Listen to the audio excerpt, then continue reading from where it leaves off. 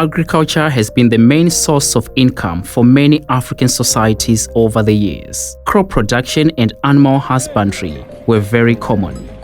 In this episode of the Exploration of Shangani Culture, we are focusing on the economy and livelihoods of the Tsonga people, particularly the Hlengwe in the southeastern Lowveld of Zimbabwe.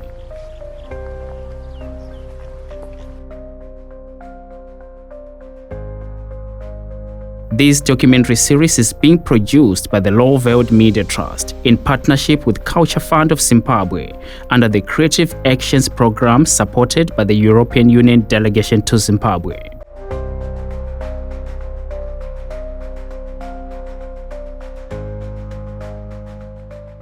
Hi langutana na Vatsonga hi ta vona ku nani timhaka ta Vatsonga hi langutana na migingiriko leyi va endlaka evuton'wini bya vona I varimi lava tivikanaka ngopfu hi ku rima amasimu mankulu mara va ka va rima swakudya leswi nga heli ku etinguleni ta vona hi fambisana ni timhaka ti ku rima hi vona ku nani ku rima ka vona loko va vula va endlaka kona va ale hi ku famba ka karhi hambi ku nani ku ta ka hluvuko emigangeni ya hina va kotile ku nani va nghenelela nakambe ka hluvuko lowu taka engeku ku rimiwa ka mova muengiseri ku rimiwa ka mova na vona Vatsonga va tlhela nakambe kwini va nghena eka swona kota leswi swi vonaka vona ku na hayi Vatsonga va kona ku rimeni ka matimba va kona ku va ke va sisimukisa va tisimukisa ku nga ri masin'wini ntsena swi nga ri swifuyo ntsena hi ku hi varimi va swifuyo hi languta tihomu timbuti hinkwaswo hi vanhu va hlayisaka swona kambe hi riveni ra mova hi vona ku hayi na vona Vatsonga va nghenelele hi languta na nhluvuko lowu taka ku hi fambisana na nkarhi kota leswi maxelo ma cincaka na vona Vatsonga va cincile muengiseri. History suggests the involvement of the Tsonga people in trade in the 18th century, exchanging goods such as cloth and beads for items like salt, ivory, and copper. They also had hunting as one of their key subsistence activities. It was part of their culture, which was so significant in their livelihoods. Various techniques were used for hunting. Bows and arrows and spears were some of the key tools used for hunting. Hina hi ndhavuko wa hina walowo ku tshama na swiharhi hi ku hlota ku ku na ndhawu yi nga kwa iqina a va vuya amadoda ka hosi va ku na ndhawu yo karhi xin'wanyana kambe I sayila a ku nga va ya rhunga a switlhata swa munala leswiya ku bridge wa save loko mati na maphile ngoko minkarhi yale sina va kukuta isayila va khoma tihlampfi kambe swi fambelana kambe na season ya ku ta ya kuna munhu a phahlako a tshama ka nga valeli kona munhu na endlela tingwenya ku tinga levi. In modern times of the Tsonga people, hunting and fishing may not be as prevalent as they used to be in the earlier times. Now let's look at crop cultivation, which played a vital role in the provision of food for the Tsonga people over the years.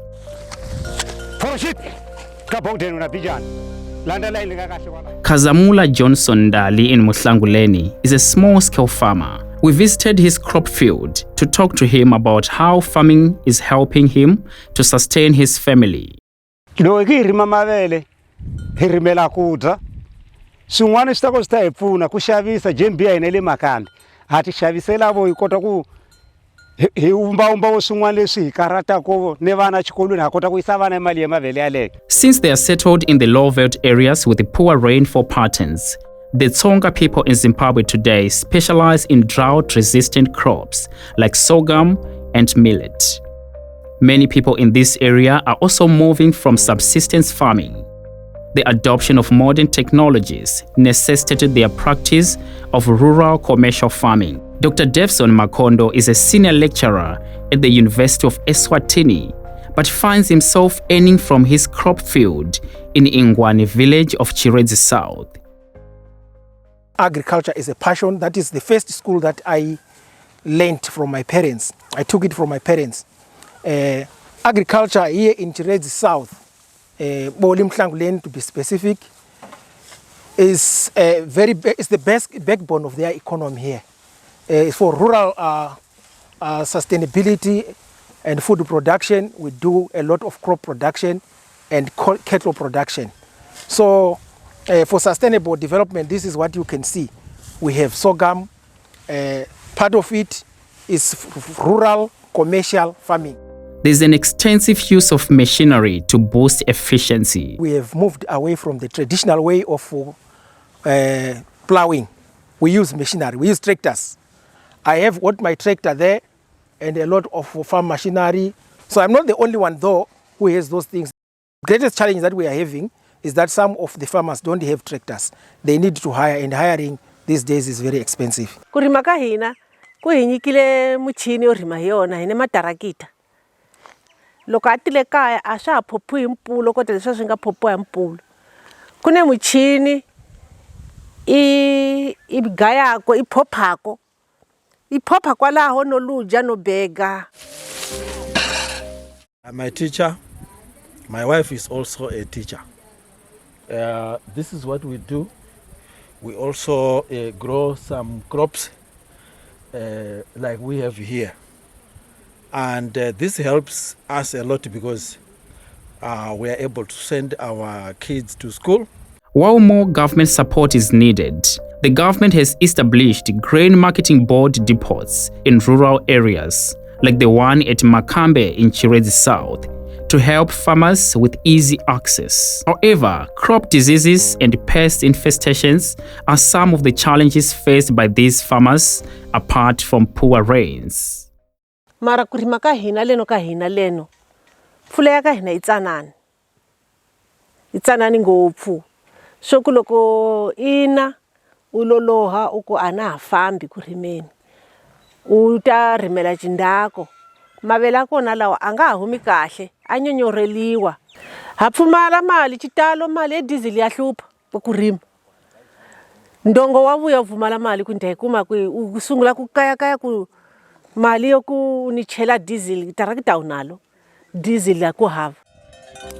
Cattle were a major source of wealth. In fact, cattle rearing remains part of the Tsonga culture. The cattle economy is wide. Keeping cattle is quite an investment.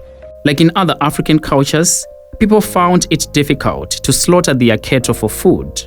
They would rather eat vegetables. In the Tsonga communities today, cattle are mainly used for bridal dowries, sponsoring children to undergo traditional initiations of hoko or ngoma for the boys and komba for girls. However, due to the low rainfall in the southeastern Lowveld of Zimbabwe, the livestock, particularly cattle, are susceptible to starvation. This is how bad it is.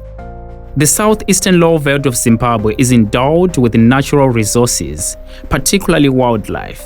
These resources are administered by the communities, supported by the local authorities through the Communal Areas Management Programme for Indigenous Resources, commonly known as CAMPFIRE. The core of the CAMPFIRE program was to do with community involvement in the management of natural resources, especially wildlife, and also development of other products that can actually generate some revenue for the communities, as well as for council operations which support the communities. And at council level, there is a CAMPFIRE. In terms of its structure, it has got a proper structure, fully fledged structure. At council, there is a CAMPFIRE subcommittee, which is under human resources and admin. And below it, there are producer village committees. For example, I would give Naivasha.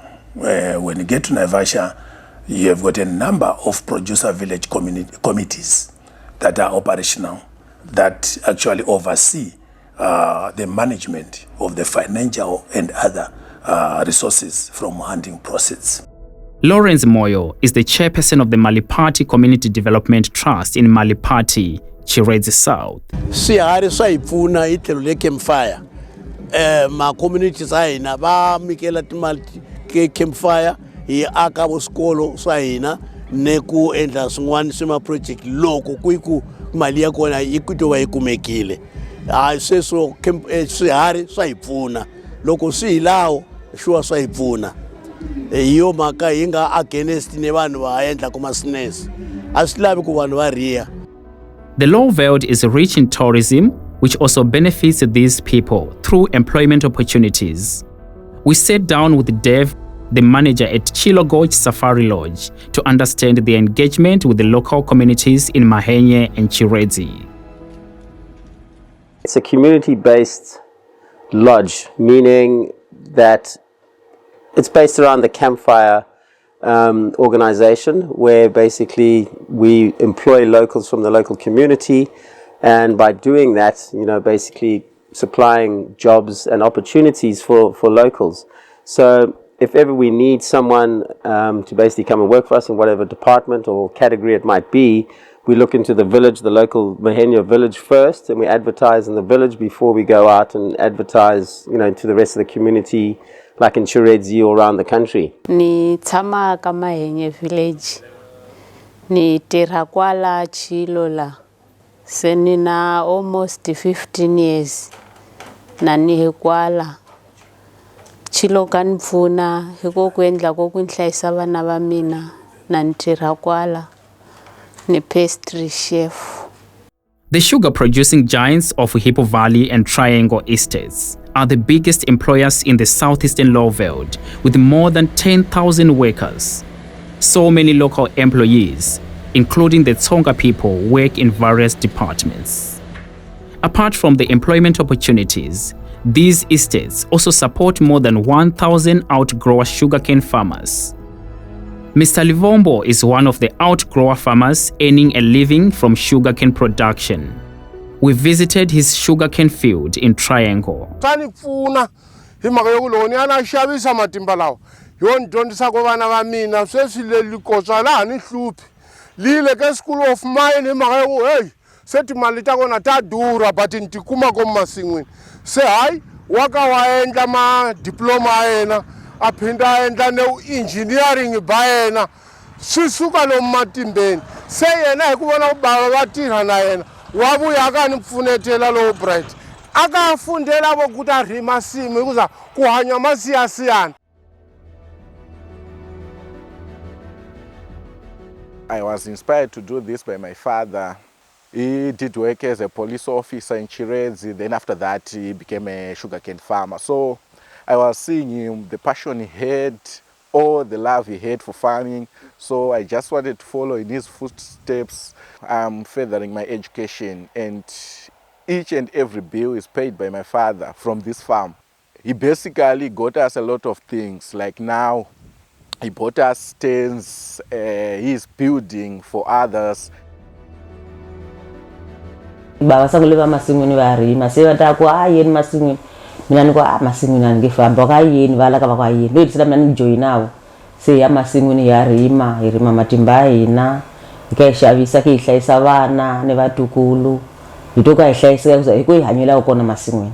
While the southeastern Lowveld of Zimbabwe still needs more schools to prevent some children from walking long distances, the historical educational disparities in rural areas are being addressed by the government. This is revealed through access to education. CAMPFIRE program engages safari operators to run its concessions. We have a number of concessions.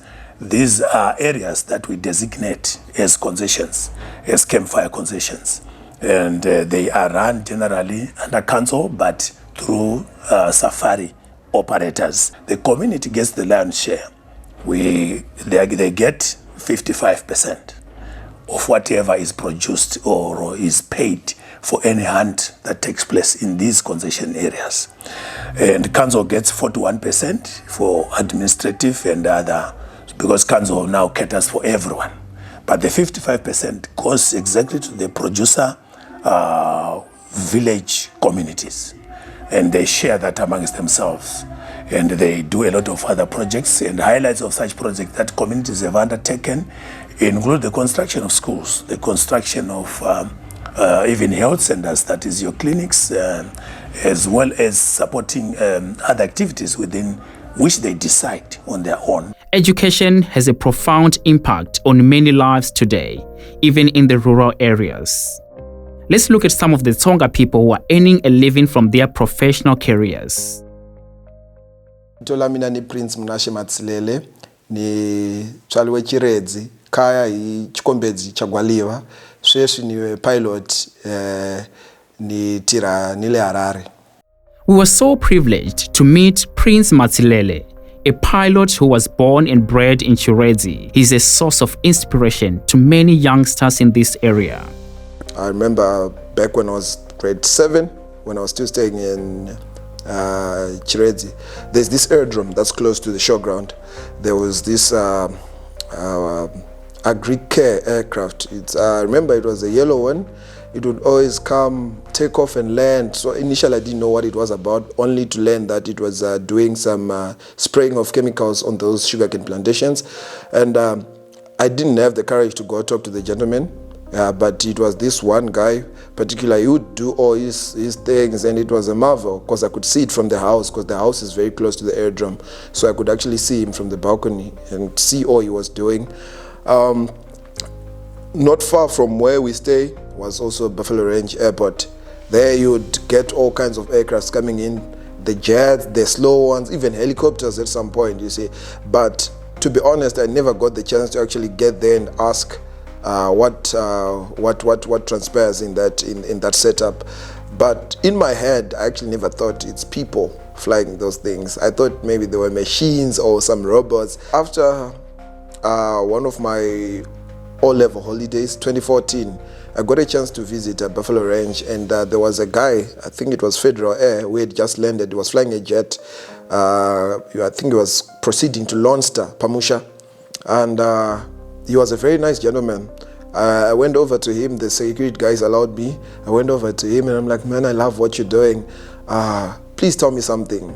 Are you the one flying this thing, or you're just there monitoring what's happening? He was like, no, I actually get to fly it. He was kind enough, he actually let me in the aircraft, in the cockpit for the first time. Man, it was like heaven. It was like I'm seeing heaven. The way it's described, rather, it felt nice. And I could actually see myself in that position. I attended my primary school at Shingai Primary School and Chiredzi Government Primary School. High school, I went to Riverton Academy, and I finished in 2016. Then I joined the aviation industry. I went to flight school in Johannesburg School of Flying, the year 2017. And I got my first private pilot license in 2019. Our operations, they are basically from Harare main airport. We go into Kariba, Vic Falls, Bumi Hills, all these resorts that are there in the lower Zambezi Valley. Sometimes down south in Chiredzi, Mahenye, Chilo Gorge, Lone Star, literally around the country. Dr. Isaac Matsilele, a philanthropist and the current Secretary General for the Association of Rural District Councils of Zimbabwe. We traveled to Harare to talk to him about the scholarship program administered under Chiredzi Rural District Council. I discovered that with the plight of children who could not afford to attend because of limited resources. So that is when I had an inaugural commitment to say I would pay for children from Form 1 to Form 6, those that had done better in grade 7 and who had the potential, but they were coming from very poor backgrounds, child-headed families, or living with the elderly, or had nowhere to start from. So I'm glad that I've been able to assist close to 100 children in this regard. The economy and livelihoods of the Tsonga people are mainly centered on agriculture and natural resources. There's also a growing diversification into other practices, informed by the globalization and technological advancement. Most importantly, a significant number of individuals from this area alternatively crosses to the neighboring South Africa to look for opportunities. Thank you for watching the Exploration of Shangani Culture, with a particular focus on their economy and livelihoods. In the next episode, we're going to focus on the social systems and kinship of this group.